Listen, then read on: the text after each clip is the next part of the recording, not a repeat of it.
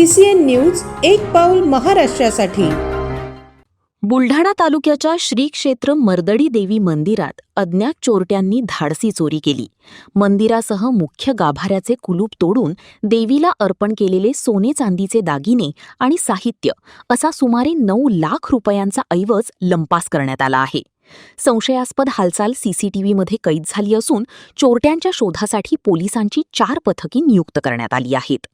पुजारी विलास पांडुरंग गुरव नेहमीप्रमाणे गाभारा आणि मंदिर बंद करून शेजारील निवासस्थानी गेले होते।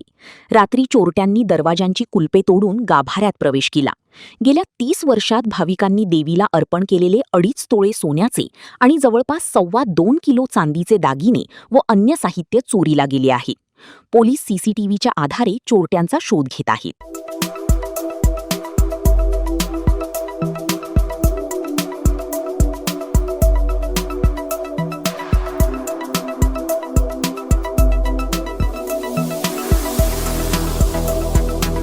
तसेच आपल्या भागातील महत्त्वाच्या बातम्या पाहण्यासाठी CCN न्यूज डेस्क चॅनलला सबस्क्राइब करा आणि बेल आयकॉन प्रेस करा।